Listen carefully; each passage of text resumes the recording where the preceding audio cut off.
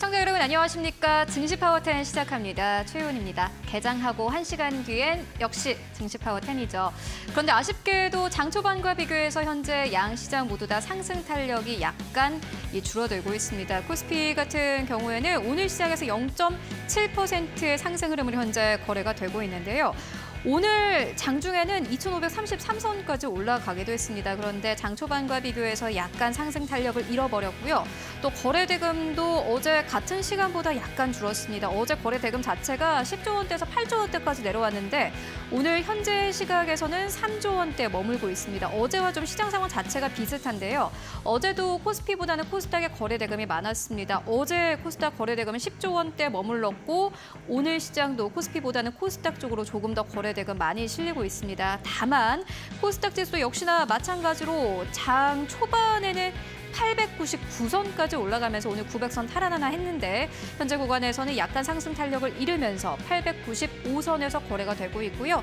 오늘 시장에서도 테마주 쪽으로 좀 강력한 상승 흐름이 나오고 있습니다. 후쿠시마 오염수 관련 종목들 오늘 시장에서 급등 흐름 나오고 있고 또 어제와 비교를 해서는 플랫폼주 네이버 4%, 카카오 2% 가까운 상승 흐름으로 현재 거래가 되고 있습니다. 오늘도 함께 시장 상황 증시 파워 10과 함께 알아보도록 하겠습니다. 네, 그리고 지금부터는 이 스피드 종목 10 시간을 시작을 해볼 텐데요. 오늘 첫 번째 순서에서 10가지 종목을 함께 보고 가도록 하겠습니다. 오늘도 두 분의 전문가와 함께 해보도록 할 텐데요. 오늘은 위드금융의 정태근 팀장 그리고 휴면자산운용의 윤여민 이사와 함께 해보도록 하겠습니다. 안녕하십니까? 네, 반갑습니다. 네, 안녕하십니까? 네, 오늘 두 분과 함께 해볼 텐데요. 오늘은 또 어떤 10가지 종목을 가지고 오셨을지 궁금합니다. 그렇다면 어떤 종목들 가지고 오셨을지 화면과 함께 만나보시죠. 네, 오늘 10가지 종목입니다. 정태근 팀장님은 먼저 KBG 가지고 오셨고요. 시트로닉스 그리고 TPC, 알체라 그리고 요즘에 굉장히 핫한 기업입니다. 차백신 연구소 가지고 오셨습니다. 윤여민 또 이사는 오늘 시장에서 대동 그리고 코퍼스 코리아, 넥스틴, DR텍, 이녹스 첨단 소재까지 가지고 오셨는데요. 오늘 함께 10가지 종목 차례대로 만나보고 가도록 하겠습니다. 네, 그리고 저희 증시 파워 10은요. 90초 동안 이 10개 종목을 한 종목 한 종목 함께 알아보도록 하겠습니다. 일단 여러 가지 방법을 통해서 참여를 하실 수 있는데요. 10가지 종목에 대한 설명이 나오는 동안 나 이 종목 궁금했는데 혹은 이 종목의 매수가 혹은 손절가 궁금하신 분들이라면 유튜브를 통해서 참여하실 수도 있고요. 또 샵 3772번을 통해서도 참여하실 수 있으니까 여러분들 함께 참여해 주시면 감사하겠습니다. 그렇다면 오늘 정태근 팀장님의 첫 번째 종목부터 함께 만나봐야 될 텐데 팀장님 오늘 첫 번째 종목이 네. 약간 좀 많이 들어보지 못한 종목이에요. 어떤 종목인가요? 왜 웃으시죠? 아니, 뭔가 좀 어색해서요. 네. 제가 원래 첫 번째 코너에서 원래 저희 이제 두 분을 소개하는 영상이 네. 나갔어야 되는데 제가 오늘 오랜만에 또 증시 파워 10에 오다 보니까 약간 깜빡하고 넘어갔습니다. 하지만 두 분 이미 얼굴 보시면 많은 시청자분들이 아실 테니 바로 종목으로 넘어가죠. 네, 첫 번째 종목은 KBG라는 종목을 준비를 했고요. 그 실리콘 응급제 관련 테마주라고 봐도 되고요. 관련주라고 보셔도 될 것 같습니다. 일단은 실리콘 응급제 관련된 이슈가 있어가지고 최근에 좀 부각이 되고 있기 때문에 이슈 관련돼서 좀 말씀을 드리도록 할게요. 이제 최근 실리콘 응급제 같은 경우는 이제 SK그룹과 그리고 이제 포스코 그룹, 롯데가 상당히 적극적으로 먼저 현재 진행을 하고 있는 상황입니다. 그중에서 SK가 좀 더 적극적이라고 좀 더 앞서 나오고 있다 봐야 될 것 같은데 SK 같은 경우는 SKC가 자회사 얼티머스를 통해 가지고 연내에 실리콘 응제를 이제 생산할 계획이라고 합니다. 그래서 이런 부분들을 봤을 때 다른 기업들 대비 상당히 좀 빠른 편이라고 볼 수가 있을 것 같고요. 그리고 영국에 실리콘 응제 기업인 넥세온이라는 기업이 있습니다. 이 기업의 22% 지분을 또 SKC가 또 인수를 했는데 지금 전북 군산에 실리콘 응급제 공장을 설립하게 추진하고 있는 상황들이고요. 그리고 넥세온 자체적으로는 파나소닉의 실리콘 응급제를 이제 공급을 이제 할 예정입니다. 할 예정인데 이게 결국 테슬라 쪽으로 들어갈 거거든요. 그렇기 때문에 어찌 보면 또 SKC 같은 경우는 간접적인 자회사를 통한 간접적인 이 테슬라 수혜주라고 좀 보시면 좋지 않을까라고 말씀을 좀 드릴 수가 있을 것 같아요. 그리고 해외적으로 보게 되면 지금 이제 CATL이 지금 아시겠지만 LFP 배터리 10분 충전에 400km가 가능하다는 얘기를 하고 있는데 이게 아마 양극재 쪽에서는 CNT 도전제가 좀 성능이 업그레이드 된 것 같고요. 그리고 응급제 쪽 같은 경우는 지금 말씀드리고 있는 실리콘 응급제 이쪽이 좀 업그레이드가 된 것이 아닌가라고 좀 볼 수가 있을 것 같습니다. 그래서 보니까 아마 실리콘 응급제 한번 관심을 가져야 될 것 같고 그리고 연초에 땡. 분기 보고서 통해서 얘기가 나왔었던 KBJ 관심 가지면 좋을 것 같습니다. 시간이 약간 오버됐습니다. 일단은 첫 번째 종목으로는 KBJ 가지고 오셨고 여러 가지 설명 함께 해주셨습니다. 이어서 윤여민 팀장님의 종목을 봐야 될 텐데 일단 대동이고요. 네. 네, 대동에 대한 설명 듣고 저희도 유튜브를 통해서 대동과 관련된 질문이 들어왔거든요. 일단 기업 설명 듣고 그 이후에 유튜브 관련된 이야기 듣고 가도록 하겠습니다. 설명 이어서 해주시죠. 네, 일단 뭐 대동 같은 경우는 지금 뭐 실적적인 측면에서 약간 좀 이제 영업이익이 좀 미스난 부분이 있었습니다만 뭐 매출액 같은 경우는 상반기 매출액 상당히 좀 아웃퍼포먼트다 볼 수 있을 것 같습니다. 특히 연결 기준으로 최대 매출액이 지금 한 8,300억 이상을 좀 기록을 했다라고 볼 수 있을 것 같은데 결국 이제 뭐 영업이익 관련된 부분뿐만 아니라 수출에 관련된 부분들까지 같이 좀 봐야 되는 상황이라 볼 수 있을 것 같습니다. 수출 같은 경우는 환율의 이제 판가의 상승으로 인해서 긍정적인 요인이 좀 반영이 계속 되고 있다 볼 수 있을 것 같고 결국 이제 미국 시장이 상당히 중요하다 볼 수 있을 것 같은데요. 뭐 올해 같은 경우 매출액 한 1조 한 6천억 정도가 좀 예상이 되면서 그래도 전년 대비해서 한 9% 이상의 성장이 나오지 않을까라는 좀 말씀을 좀 드려보도록 하겠습니다. 그리고 일단 주목할 점 같은 경우는 수출 내에서 봤을 때 대형 트랙터 비중이 상승하고 있다는 점, 뭐 그런 점에서 봤을 때 좀 미국 시장에 대한 어느 정도 호황을 좀 계속해서 이어가지 않을까라는 좀 생각을 하고 있고요. 여기에 더해서 지금 이제 대동 같은 경우는 좀 자율주행 관련된 부분들 또 이제 이런 부분에 좀 테스트를 하고 있다라고 좀 볼 수 있을 것 같습니다. 결국 이런 측면에서 봤을 때 레벨 3단계죠. 뭐 직진, 뭐 선회, 뭐 작업 같은 어떤 자율주행 관련된 논기를 좀 하반기에는 볼 수 있지 않을까라는 좀 생각을 하고 있습니다. 뭐 그런 측면에서 봤을 때 충분히 모멘텀이 있다라고 생각이 들고 있고요. 여기에 더해서 뭐 스마트 모빌리티 사업으로 포트폴리오가 좀 확장되고 있다는 점, 여기에 더해서 스마트팜 사업까지도 제가 볼 때는 계속해서 좀 어떻게 보면 포트폴리오가 확장되는 부분이 있기 때문에 이와 관련돼서 저는 분명히 좀 이런 포트폴리오가 좀 확장되는 부분에서 저는 볼 때는 좀 연결 매출에 대한 부분이 좀 기대된다라고 좀 말씀을 드릴 수 있을 것 같습니다. 네, 알겠습니다. 시간을 아주 딱 맞추셨고요. 그리고 유튜브를 통해서 질문이 들어왔는데 질문 함께 만나보고 가도록 하겠습니다. 대동의 비중은 5% 정도이고 매수가가 13,000원이라고 하십니다. 지금은 9,960원대에서 거래가 되고 있는 상황이고 13,000원대에서 매수를 하셨으면 아마 한 1년 정도 되신 것 네. 같거든요. 만약에 짧게 잡아보면은 약간 좀 답답한 상황이다 이렇게 볼 수 있을 것 같은데 이분이 궁금하신 거는 매수가까지 주가가 올지 아니면 지금이라도 손절가를 잡는 게 맞을지 이 부분이 궁금하신 것 같아요. 어떻게 보세요? 저는 손절을 하시기보다는 오히려 좀 추가 매수를 좀 하셔서 좀 평단가를 낮추는 게 좋지 않을까 생각을 하고 있고요. 지금 비중 5%라고 말씀하셨으니까 비중 10%. 근데 다만 지금 이제 추가 매수 구간은 지금 당장이 아닌 어느 정도 단기 바닥을 좀 잡는 구간이 아닐까 생각을 하고 있고요. 그 구간은 제가 볼 때는 9,000원대가 아닐까 생각합니다. 이에 따라서 한 11,000원대까지 제가 볼 때는 평단가를 낮추시고 한 12,500원 매물대가 높은 쌓여있는 그 구간에서 좀 어떻게 보면 좀 나오는 전략 좀 펴시는 게 어떨까라고 말씀을 드려보도록 하겠습니다. 이분께 약간의 조언을 해주셨는데 지금 주가가 약간 많이 내려간 상황이기 때문에 지금 이 수준에서 더 매수를 하는 게 맞겠고 12,500원대 매물이 많으니까 그 정도까지 일단은 좀 보고 가자라는 의견 함께 전해주셨습니다. 대동 만나보고 왔고요. 이어서 정태근 팀장님의 두 번째 종목 바로 만나보시죠. 네, 두 번째 종목도 아마 생소하시다고 말씀하실 것 같아요. CG트로닉스라는 종목을 준비를 했는데 네. 이 종목은 8월 3일 날 이제 상장이 돼가지고요. 상당히 좀 생소한 종목이라 볼 수가 있을 것 같습니다. 이 반도체 소자 기업이라 보시면 될 것 같은데, 그러니까 반도체 기초가 되는 웨이퍼에 들어간 소재를 이제 개발을 하고 이제 판매하는 업체라고 보시면 될 것 같습니다. 그리고 최근에 신성장 동력으로서 이 최근에 질화 갈륨 얘기가 상당히 많이 나오지 않습니까? 그래서 질화 갈륨 소재의 어떤 전력 반도체 생산을 현재 추진하고 있는 기업이라 보시면 될 것 같아요. 그래서 최근에 6인치, 지금 뭐 DB하이텍이나 삼성전자 같은 경우는 8인치 현재 개발을 현재 주력을 하고 있는데 이 회사는 이제 6인치 쪽에서 어떤 성과가 나와서 최근에 좀 부각이 되고 있는 종목이라 보시면 좋을 것 같습니다. 이 나노기술원이라는 이 국가 기관하고요. 질화 관련 화합물 반도체 에피웨이퍼 소재 국산화 플랫폼을 구축했다는 소식이 나왔습니다. 그래서 여기서 에피웨이퍼가 좀 중요한데 요게 어찌 보면은 그 우리가 기본이 되는 게 웨이퍼 동그란 원 있지 않습니까? 거기에 그 특정 단 결정층을 이제 증착을 해가지고 이제 이거를 전류가 흐르도록 하게 해주는 소재라고 보시면 될 것 같습니다. 이게 반도체라고 얘기를 많이 하지 않습니까? 그래서 전기가 이게 이제 흐르고 왔다 갔다 한다고 보시면 될 것 같은데 그걸 좀 원활하게 이루어지는 어떤 소재라고 보시면 좋을 것 같아요. 그래서 이런 소재를 만들 수 있는 국산화 플랫폼을 만들게 되면서 이 지금은 수입에 의존을 하고 있는 상황인데 이제 수입이 아니라 국산화 시킬 수 있는 그런 기반 기술을 일단 만들다 보시면 좋을 것 같습니다. 그래서 아직 상용화는 안 됐지만은 어쨌든 기술 개발이 조금 진보가 됐다는 측면 때문에 어제 상한가에 지금 진입이 됐다고 보시면 좋을 것 같고요. 그리고 CG트로닉스 정도였던 벌써 시간 다 갔나요? 네, 벌써 0초가 됐고요. 절대 얘기 정태근 팀장님은 약간 시간을 잘못 맞추시네요. 네. 시청자분은 다 알고 계실 거예요. 아, 그렇구나. 그러면 좀 고치셔야 될 것 같은데 일단 알겠습니다. 여기까지 듣도록 하겠고요.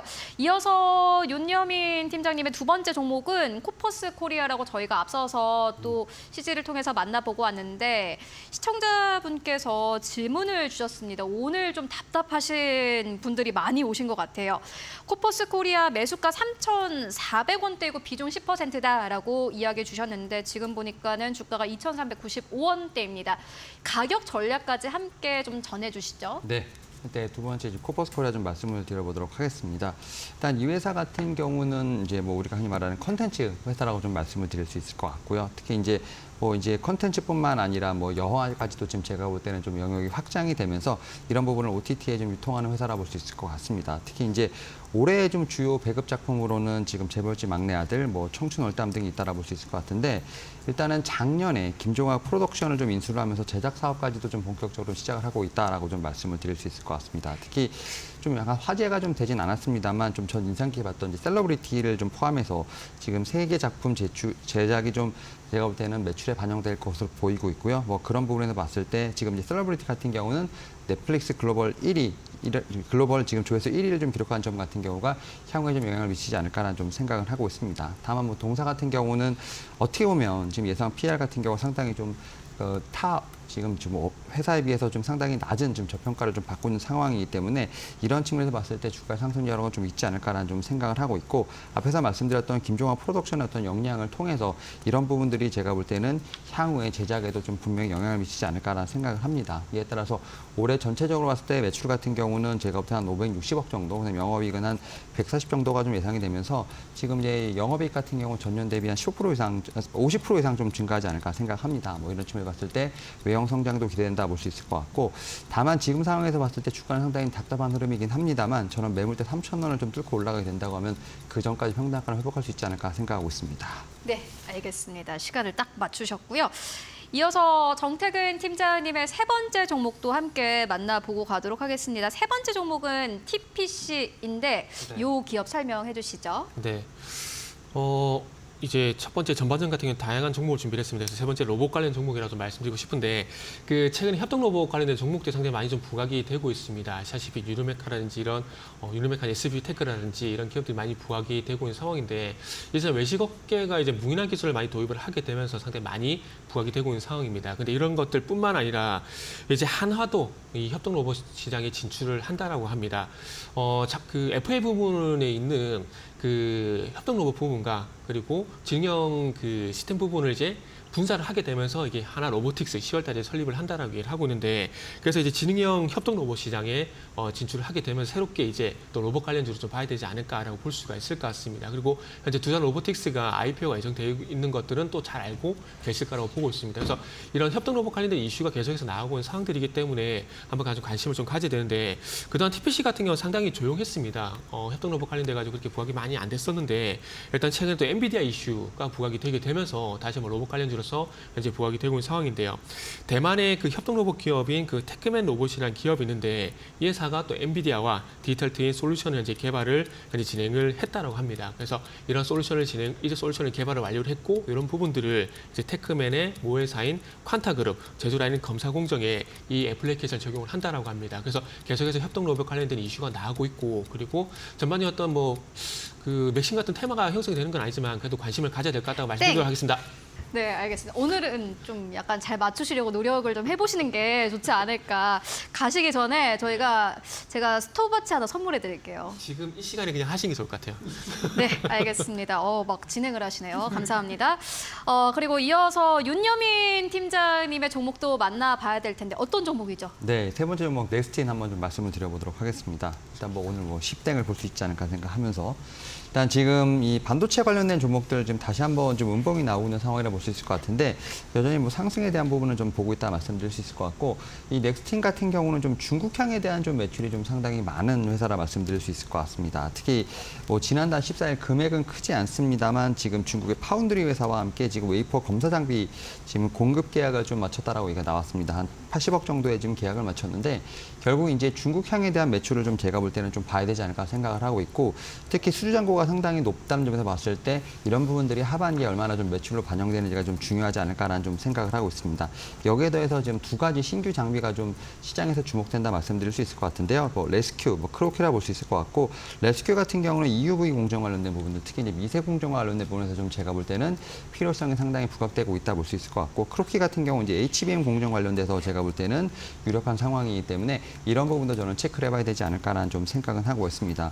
뭐 최근에 좀 실적이 나왔는데 실적 자체는 상당히 좋게 나왔다 볼 수 있을 것 같습니다. 뭐 매출액 같은 경우 뭐 한 360억 정도, 뭐 영업이익도 한 160억 이상이 좀 나왔기 때문에 결국 이제 견조한 호실적이 좀 이어지고 있는 상황. 이런 부분들이 저는 이제 좀 중국향에 대한 어떤 수주 잔고가 좀 매출로 반영되는 시기인 하반기까지도 분명히 이어지지 않을까라는 좀 생각을 하고 있습니다. 뭐 그런 측면에서 봤을 때 지금 뭐 미국향에 대한 부분도 중요하지만 이 회사 같은 경우는 중국향에 대한 좀 매출이 중요하기 때문에 이런 부분도 계속 체크해보면 좋지 않을까 생각하고 있습니다. 네, 알겠습니다. 넥스틴까지 만나보고 왔고요.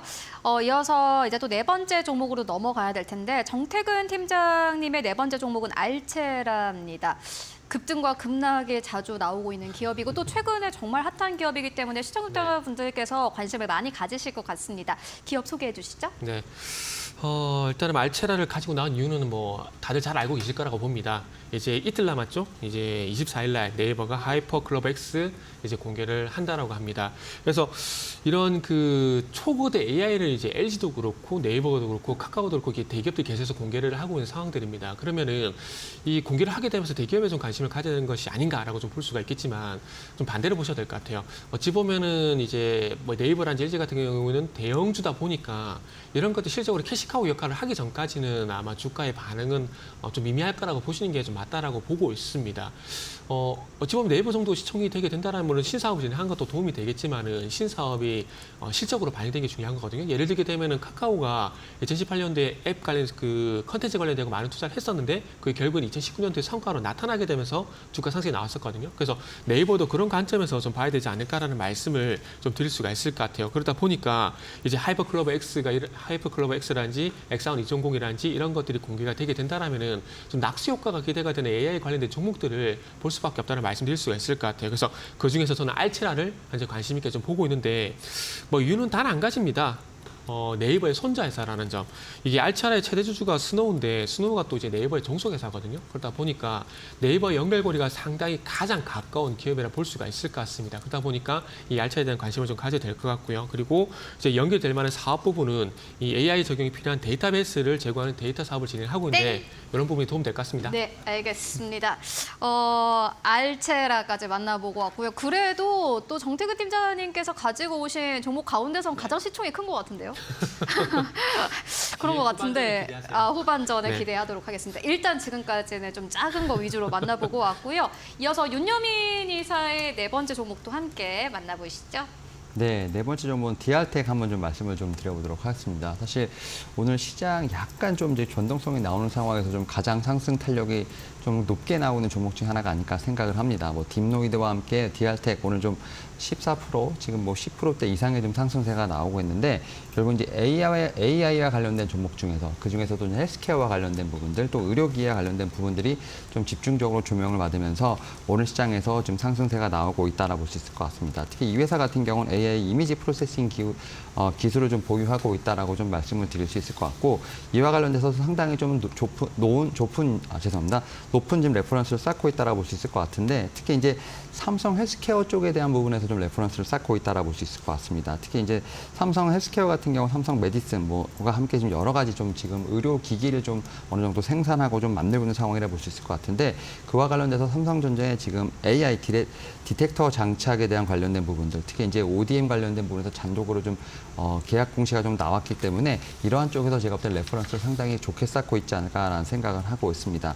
뭐 그런 측면에서 실적 같은 부분은 지금 2020년부터 꾸준하게 지금 매출과 영업이익 자체가 증가한다라고 볼 수 있을 것 같습니다. 뭐 그런 측면에 봤을 때 올해 1분기 같은 경우도 매출액은 전년 동기 대비 20% 이상, 영업이익은 40% 이상 좀 증액이 된 상황이기 때문에 뭐 이런 측면에서 레퍼런스 상당히 좋고 여기서 더해서 또 매출이 좀 나오고 있는 상황이기 때문에 결국 뭐 뷰노라든지 뭐 루닛을 따라갈 수 있는 제가 볼 때는 종목이 아닐까라고 좀 말씀을 드려보도록 하겠습니다. 네, DRT까지 만나보고 왔고요. 이어서 이제 5번째 종목 벌써 만나볼 시간입니다. 5번째 종목으로는 정태근 팀장님께서는 차백신 연구소 가지고 오셨는데 요즘에 또 핫한 기업입니다. 오늘도 네네. 오르긴 오르네요.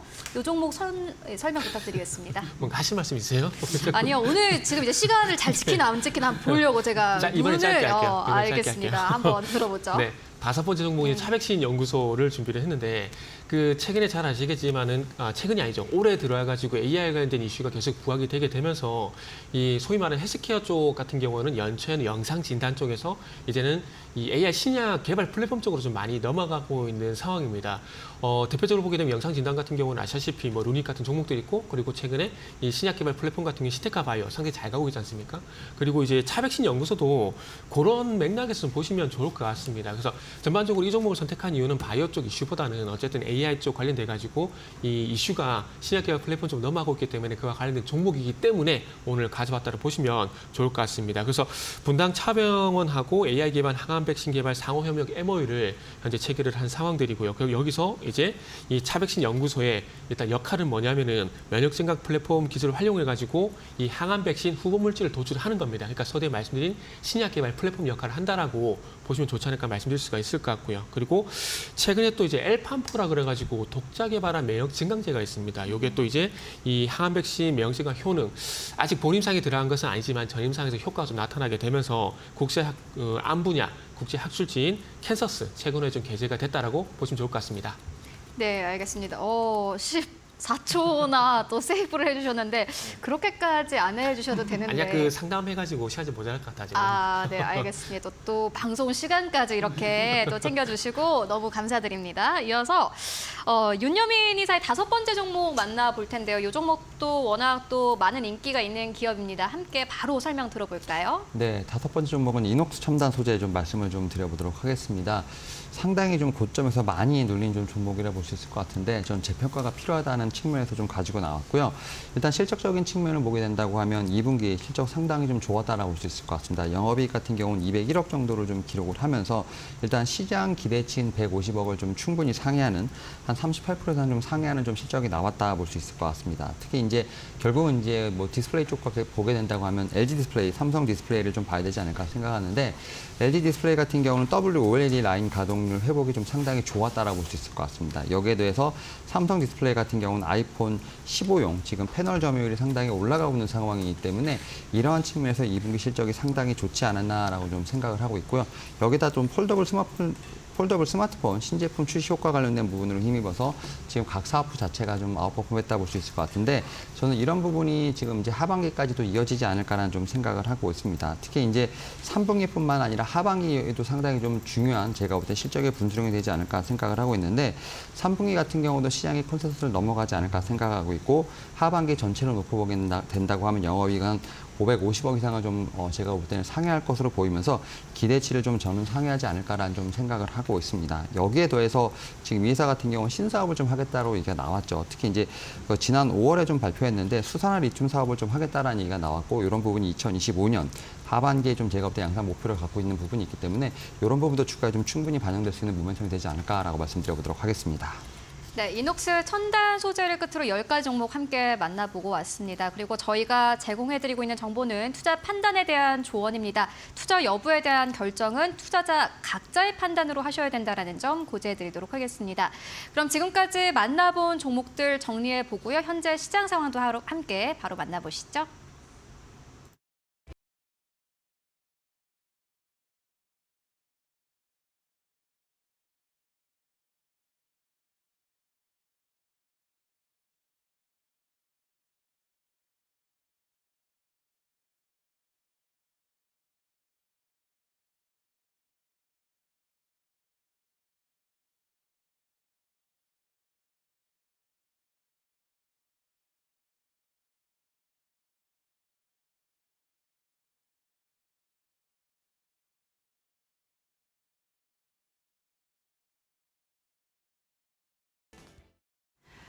오전장 업앤다운 고은별입니다. 이 시각 시장 상황 함께 확인해 보겠습니다.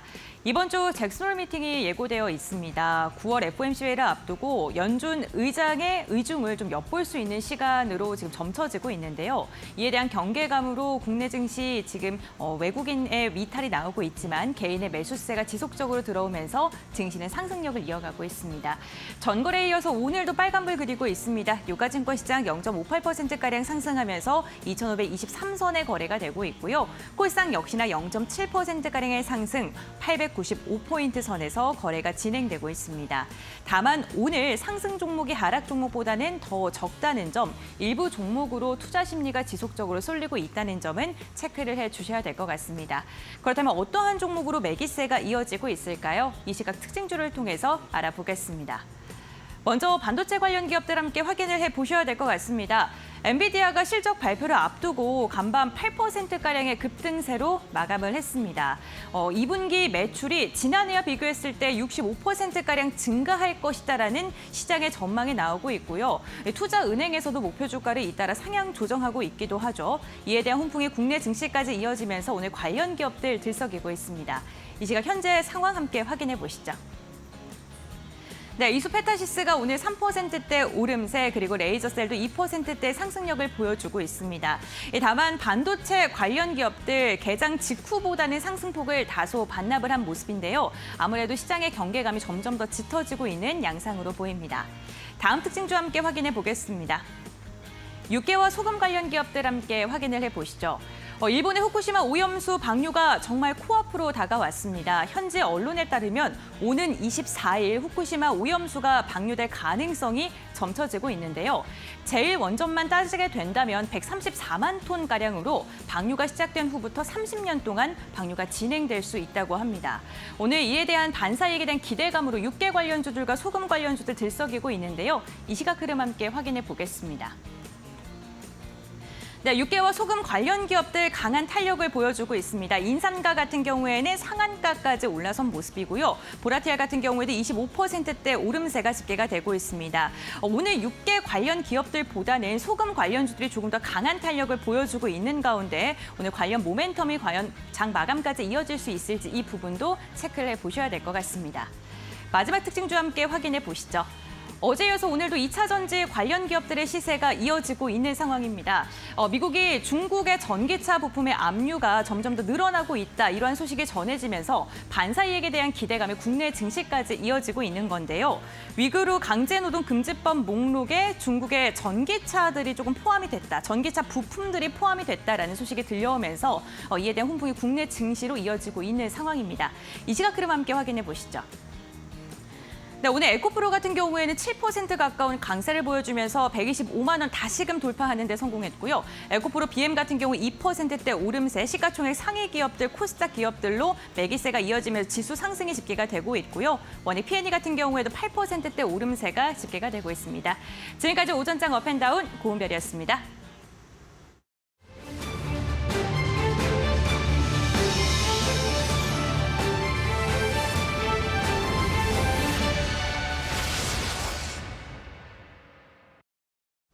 네, 이어서 스피드 종목 10 시간 계속해서 이어가 보도록 하겠습니다.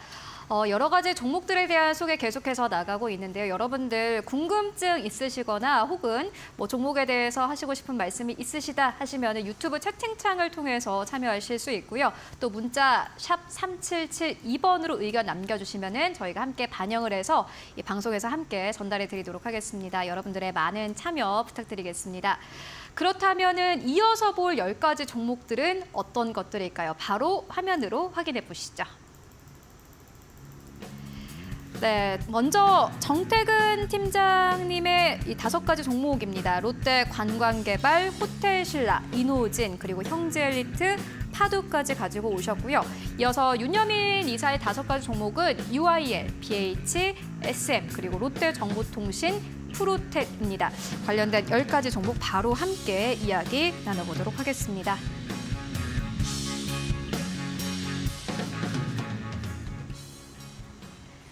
네, 이어서 이 정태근 팀장님의 종목 만나봐야 될 텐데 앞서서 계속해서 이제 갈수록 더 종목이 커질 것이다 이렇게 이야기해 주셨는데 네. 자신만만했던 이유를 알 것 같습니다. 롯데 관광개발 바로 들어볼까요? 네.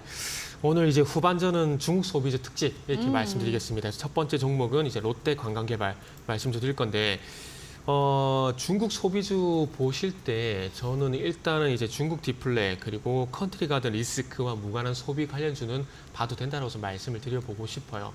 일단 결국 디플레라든지 뭐 컨트리 가든 이런 리스크 같은 경우는 결국 이제 소비와 연관되는 부분들이고 어차피 보면 중산층 이하의 소비와 연결된 부분들이 분명히 있거든요.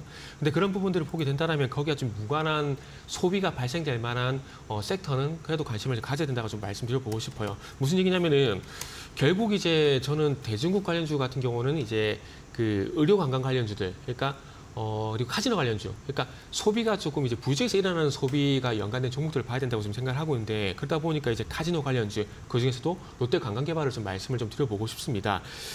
일단은 이제 마카오 대비해서 시간적인 부분이 아니지 비용적인 측면에서 더 낫습니다. 마카오는 이제 북경이란지 상하이란지 쪽에서 한 4시간 걸리지만은 우리나라 서울이란지 제주 오게 되면은 한 2시간이면 좀 가능하거든요. 2시간이면 비용도 당연히 더 싸다라고 볼 수가 있고요. 그리고 특히나 롯데 관광개발 같은 경우는 중기 전용 카지노를 가지고 있는 상황들이고 제주 같은 경우 특히나 무사증으로 입국이 가능한 상황들이기 때문에 조금 이제 뭐 서울 쪽 가는 거 서울 쪽이란지 마카오 가는 쪽보다는 제주도가 조금 더 편하다 좀 볼 수가 있을 것 같습니다. 그렇기 때문에 시간적인 측면이란지 비용적인 측면에서 봐서도 상당히 우위에 있다라 좀 볼 수가 있을 것 같습니다. 그리고 뭐 카지노를 예를 들게 되면은 뭐 다 가는 것보다는 중기 전용이 하게 되면 아무래도 중기 전용에 끌릴 수밖에 없거든요. 그래서 그런 부분들이 좀 매력이 있다라고 볼 수 있을 것 같습니다. 땡. 네, 알겠습니다.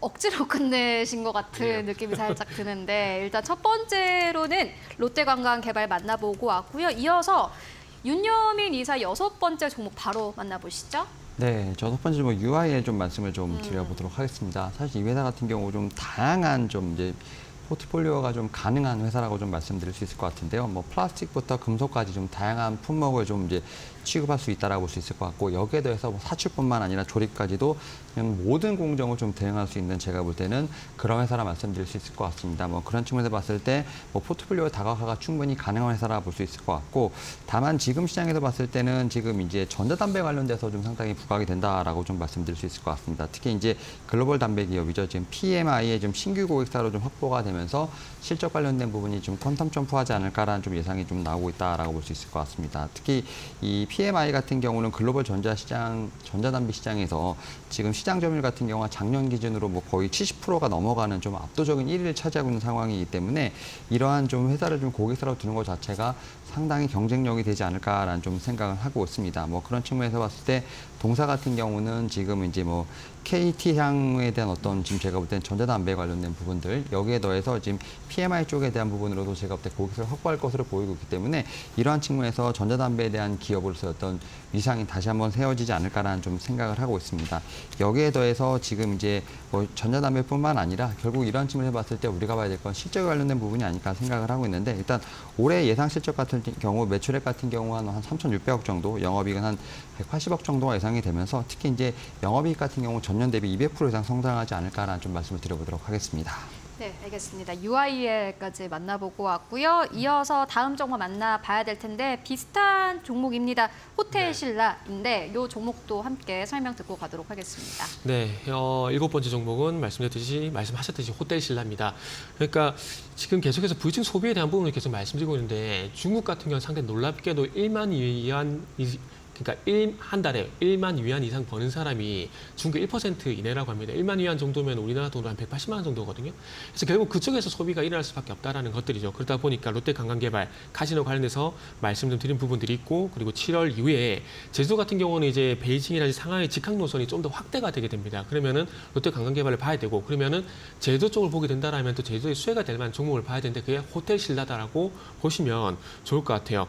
일단은 아시겠지만 호텔 신라 같은 경우는 이제 면세점이 신라 면세점이라고 하죠. 이게 제주점이 있는 상황입니다. 그러다 보니까 최근에 중국인이 선호하는 고객 브랜드 이런 부분들을 상당히 많이 확대를 하고 있고 통역 전담 인력도 이제 확충을 하고 있는 상황이라 합니다. 당연히 제주 쪽으로 이제 관광객이 많이 오기 때문에 이런 준비들을 하고 있다라고 보시면 좋을 것 같고 그리고 어쨌든 무사정에서 이 중국인들이 제주에 들어오게 되면은 호텔시설도 마찬가지 면세점 수혜가 된다라고 보시면 좋을 것 같습니다. 그리고 그뿐만 아니라 또 제주 신라 호텔 그리고 제주 신라 스테이 투숙률이 당연히 올라갈 수밖에 없다 봐야 될 것 같아요. 지금 서울 같은 경우도 숙박 문제를 해결하기 위해서 이제 폐교를 또 활용하는 그런 얘기들이 나오고 있는 상황들인데 제주도 마찬가지로 보고 있습니다. 그렇게 본다라면은 이제 앞으로 제주 호텔이란지 그리고 제주 신라 스테이 투숙률이 올라갈 가능성이 상당히 높다라고 볼 수가 있을 것 같고요. 지금 현재 제주 신라 호텔 투숙률이 한 78% 되거든요. 앞으로 이제 100%가 될 가능성이 상당히 높지 않을까 이런 부분을 말씀드리면서 올해 실제 기대가 된다. 말씀드리도록 하겠습니다. 알겠습니다.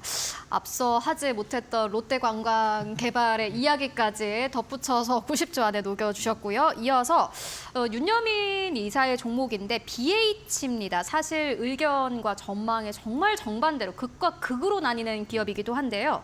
BH에 대한 전략 이야기 함께 들어볼까요? 네, 일단 7번째 뭐 말씀하셨던 BH 좀 말씀을 좀 드려보도록 하겠는데 이 회사 같은 경우 이제 상반기에 좀 실적이 상당히 부진했고 여러 가지 좀 악재가 있었습니다만 저는 이제 올해 3분기를 좀 기점으로 해서 좀 어떻게 보면은 터닝 어라운드를 좀 맞지 않을까라는 생각을 하고 있습니다. 특히 일단은 뭐 3분기 영업이익 같은 경우 한 550억 정도가 좀 예상이 되면서 2분기 대비, 그러니까 전분기 대비입니다. 한 70% 이상의 좀 성장하지 않을까라는 예상을 하고 있는데 결국은 이런 부분 같은 경우는 이제 삼성전자의 스마트폰이라든지 아이폰에 대한 부분들 이런 부분들이 결국은 다시 한번 좀 모멘텀으로 작용하지 않을까라는 좀 생각을 하고 있습니다. 특히 이제 중국에 대한 부분들이 좀 상당히 중요할 것으로 보이고 있는데 중국의 어떤 지금 어떻게 보면 디스플레이가 좀 상당히 부진하기 때문에 삼성 디스플레이가 좀 마켓 시어를 상당히 확대하고 있는 상황이라 볼 수 있을 것 같고 그런 측면은 동사에게 상당히 우호적인 환경이 좀 조성된다라고 좀 말씀을 드릴 수 있을 것 같습니다. 여기에 대해서 갤럭시 폴더블폰 관련된 부분들 이런 부분들이 좀 제가 볼 때는 시장에서 그래도 긍정적인 반응을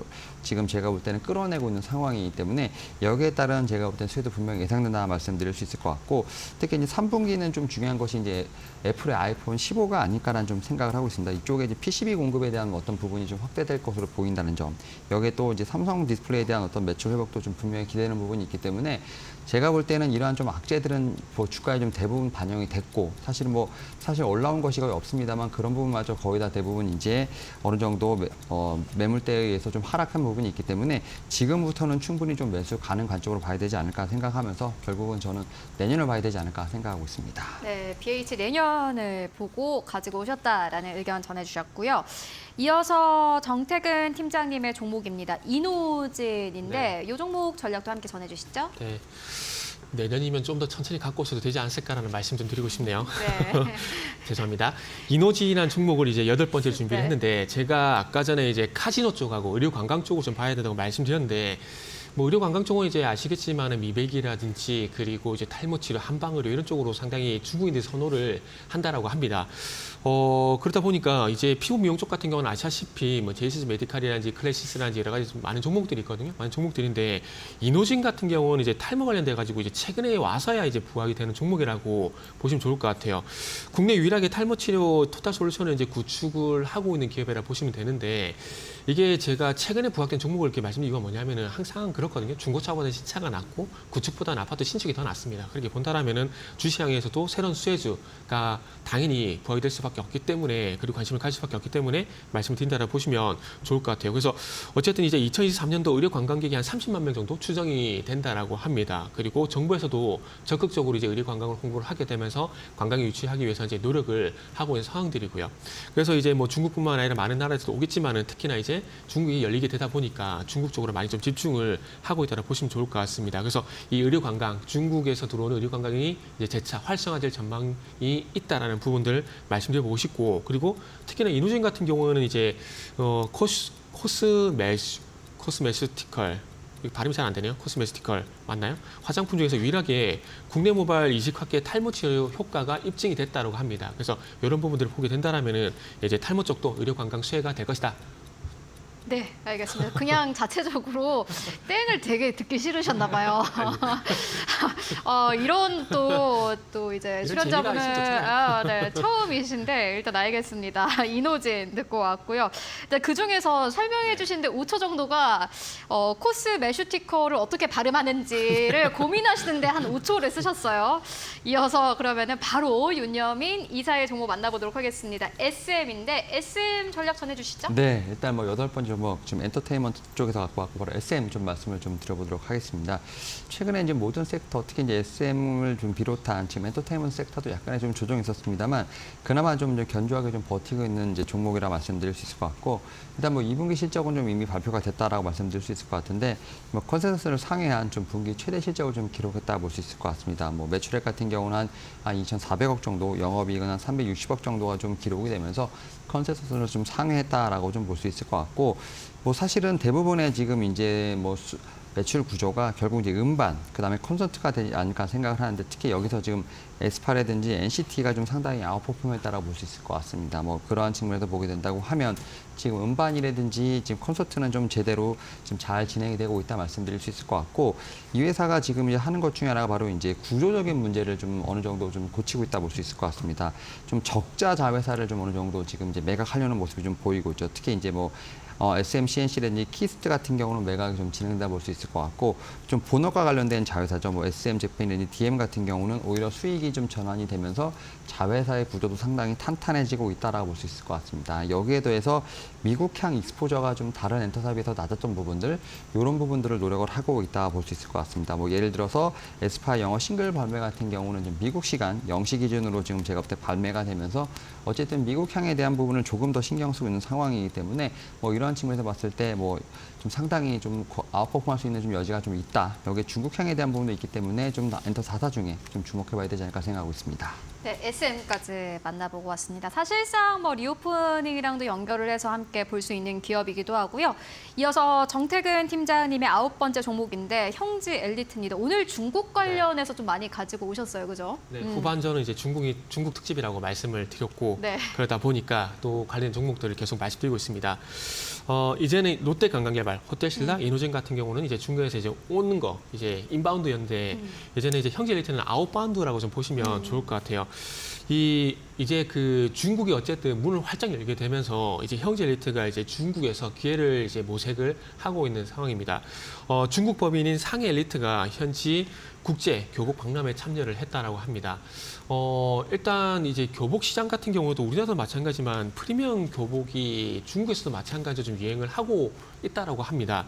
그런데 중요한 건 중국 쪽 같은 경우도 현재 이제 교복 업체만 4,000개가 된다라고 합니다. 근데 중요한 건 여기에 리딩 브랜드가 없다라고 합니다. 그러니까 탑 브랜드가 없다라는 겁니다. 그러다 보니까 형제 엘리트가 이제 중국에 이제 교복 시장에 진출을 하게 되면서 이제 압도적인 리딩 브랜드가 없다 보니까 여기서 탑으로 치고 나기 위해서 이제 중국 시장에 상당히 심혈을 기울이겠다는 얘기를 최근에 와서 했습니다. 그렇기 때문에 만약에 압도적 그 리딩 브랜드가 되게 된다라면은 아마 앞으로 매출도 상당히 좀 기대가 된다라는 말씀을 좀 드릴 수가 있을 것 같고요. 그래서 앞으로 뭐 일반 교복이 아닌 서두에 말씀드린 프리미엄 교복을 이제 개발하고 중국 내 영업망을 확장을 하게 되면서 어쨌든 중국 내 어떤 매출을 좀 확대해 나가겠다 그런 것들을 현재 발표한 상황입니다. 그래서 어쨌든 이제 뭐 4가지 종목을 좀 말씀을 드렸는데 일단 어쨌든 결국 중요한 것은 이 중국의 디플레이션인지 몇 개월 리스크 이런 거에 연관성이 없는 소비자 쪽으로 관심을 가져야 된다는 그런 포커스에 맞춰서 4종목을 일단 말씀을 드렸다라고 보시면 좋을 것 같습니다. 네, 알겠습니다. 형제 엘리트까지 만나보고 왔고요. 최근 참 중국 악재와 관련된 여러 가지 이슈들이 부각이 되고 있지만은 오늘 설명을 해주셨던 기업들은 일단은 지금 나오고 있는 악재와는 약간 거리가 있는 기업이기 때문에 가지고 오셨다라는 의견 함께 전해주셨습니다. 이어서 윤여민 이사의 9번째 종목도 봐야 될 텐데 롯데정보통신입니다. 바로 전해주시죠. 네, 일단은 롯데정보통신 좀 말씀을 좀 드려보도록 하겠습니다. 일단 이 회사 같은 경우 약간의 뭐 IT 플랫폼, 소프트웨어 쪽에 대한 부분을 좀 많이 신경 씁니다만 최근에는 좀 이제 신사업에 대한 부분까지 좀 제가 볼 때는 같이 좀 유념해봐야 되지 않을까 생각을 합니다. 일단은 뭐 2분기 실적은 좀 이미 잘 나왔다 볼 수 있을 것 같고 특히 이제 영업이익 같은 경우가 109억 정도 나왔는데 지금 뭐 전년 동기 대비 거의 뭐 300% 이상 제가 볼 때는 아웃퍼폼하는 좀 그러한 실적이 나왔다라고 볼 수 있을 것 같습니다. 특히 이제 자회사의 매출이 상당히 좀 잘 나오면서 좀 매출에 대한 부분들이 좀 외형에 대한 성장을 좀 견인했다 볼 수 있을 것 같고요. 특히 뭐 데이터 센터에 관련된 부분도 제가 볼 때는 꼭 체크해야 되지 않을까 생각을 합니다. 최근에 이제 AI향 지금 이제 데이터 센터 관련된 부분에서 상당히 좀 많은 관심이 있는 상황이기 때문에 이러한 매출도 분명히 좀 체크해야 되지 않을까라는 좀 생각을 하고 있고요. 뭐 그런 측면에서 봤을 때 이런 좀 본업에 대한 부분도 상당히 주목도가 있는 상황이긴 합니다만 최근에 전기차 충전 관련된 부분까지도 제가 볼 땐 신사업으로서 좀 밸류에이션을 받아야 되지 않을까라는 좀 생각을 합니다. 특히 이제 그룹사 부지를 좀 활용을 해서 지금 이제 플랫폼 도입을 좀 확대하고 있다라 볼 수 있을 것 같고 1분기 지금 EV 차저 관련된 지금 매출액 같은 경우는 지금 한 221억 정도 나왔습니다. 지금 죄송합니다. 상반기라고 볼 수 있을 것 같고 상반기 동안 이제 매출액이 220억 정도가 좀 나왔기 때문에 이런 부분에서 본격적인 성장이 전망된다라고 좀 말씀을 드릴 수 있을 것 같습니다. 뭐 그런 측면에서 보게 된다고 하면 뭐 데이터 센터라든지 뭐 소프트웨어 여기다 뭐 자회사에 대한 매출도 있습니다만 여기에 대해서 EV 차저에 대한 부분까지도 신사업까지도 제가 볼 때는 분명히 체크해야 될 상황이기 때문에 충분히 다시 한번 업사이드가 있지 않을까라고 좀 말씀을 좀 드려보도록 하겠습니다. 네, 알겠습니다. 이어서 바로 10번째 종목 바로 만나보도록 하겠습니다. 정태근 팀장님 바로 전해주시죠. 네, 이 종목도 조금 생소할 수 있는 종목인데요. 8월 7일 상장한 파두라는 종목입니다. 조금 전에 그 롯데정보통신 말씀하시면서 데이터 센터 일을 좀 얘기하셨는데, 지금 모건 스탠리가 계속해서 이제 엔비디아에 대해서 긍정적인 뷰를 제시를 하고 있는 상황입니다. 근데 거기에 포커스를 맞추고 있는 것이 데이터 센터 매출이라고 보시면 좋을 것 같은데, 데이터 센터 매출이 앞으로 20조 가량이 전망이 된다라는 얘기를 하게 되면서 계속해서 관심을 가진다 얘기를 하고 있는 상황들인데, 그 데이터 센터에 조금 이제 포커스를 맞춘 종목이라 보시면 좋을 것 같습니다.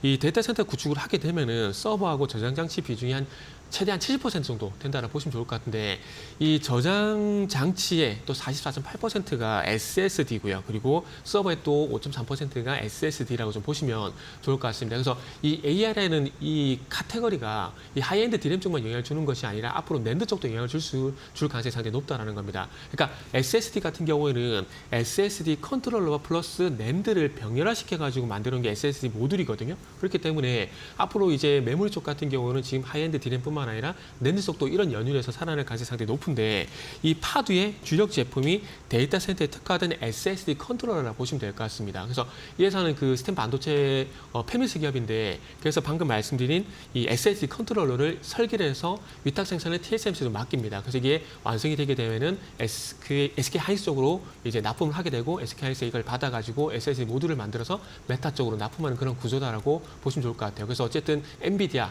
메타 간접적인 어떤 수혜주라고 보시면 좋을 것 같습니다. 네, 알겠습니다. 이어서 윤여민 이사의 마지막 종목 바로 만나보시죠. 네, 10번째 종목 프로텍 한번 좀 말씀을 좀 드려보도록 하겠습니다. 아무래도 이제 HBM 관련된 종목이라 말씀드릴 수 있을 것 같고요. 특히 이제 반도체 쪽에서 봤을 때 가장 먼저 제가 볼 때는 좀 선순환이 돌았던 뭐 DDR5 HBM 관련된 종목이라 말씀드릴 수 있을 것 같은데요. 이 회사 같은 경우 레이저 리플로우 지금 장비를 생산하고 있다 말씀드릴 수 있을 것 같고요. 특히 이제 이 프로텍 같은 경우는 미국의 반도체 후공정 기업 이제 엠코와 독점 공급 계약을 맺고 있었는데 이 부분이 6월 달에 좀 해지된 것으로 알려져 있습니다. 사실 이제 독점 공급을 한다는 것 자체는 다른 기업들에게 좀 공급을 할 수 없다라는 그런 부분이 있었는데, 이런 부분이 좀 해제가 되면서 새로운 신규 고객사에 대한 어떤 부분으로 상당히 좀 이제 떠오르는 것 자체가 뭐 TSMC, 뭐 삼성전자가 아닐까라는 좀 생각을 하고 있습니다. 특히 일단은 삼성전자 같은 경우는 지금 HBM3 관련된 부분이 지금 하반기에 공급화가 본격적으로 예상된다라는 좀 뉴스가 좀 나오고 있는 상황이기 때문에 결국 이제 수요처가 좀 확대될 수 있다라는 좀 그러한 전망이 나오고 있고요. 그런 측면에서 봤을 때 30% 이상의 좀 매출이 좀 업데이트가 되지 않을까라는 좀 생각을 하고 있습니다. 여기에 더해서 지금 HBM 관련된 종목들, 뭐 한미 반도체를 거의 제외하고는 대부분의 좀 종목들 자체가 30에서 40% 정도 지금 조정을 받았다라고 볼 수 있을 것 같습니다. 사실 어떻게 보면 급등한 부분도 있겠습니다만 급락한 부분도 충분히 맞다라고 볼 수 있을 것 같고요. 그런 측면에서 봤을 때 저는 이제 단기 낙폭 과대에 대한 부분들, 이런 부분에서 좀 제가 볼 때 저가 매수가 좀 들어올 수 있는 좀 충분한 자리가 아닐까라는 좀 생각도 하고 있습니다. 뭐 오늘 같은 경우도 지금 5%대 이상의 좀 하락이 나오고 있지만 충분히 매수 가는 관점으로 봐야 되지 않을까 생각하고 있습니다. 네, 알겠습니다. 프로텍까지 만나보고 왔고요. 그렇다면은 탑픽 종목은 어떤 종목인지 종목명을 듣고 가도록 하겠습니다. 어떤 종목 네, 보시나요? 탑픽은 마지막에 말씀드린 파두입니다. 네, 그렇다면은 윤여민 이사님께서는 네, 저도 마지막에 말씀드렸던 프로텍을 좀 탑픽으로 말씀드려보도록 하겠습니다. 네, 한국인의 말은 끝까지 들어봐야 된다더니 또 끝에 가지고 오신 종목들이 다 탑픽이었고요. 파두 그리고 프로텍입니다. 우리 시청자분들 함께 참고해 보시면 좋을 것 같습니다. 지금까지 정태근 팀장 그리고 윤여민 이사와 함께했습니다. 고맙습니다. 네, 감사합니다.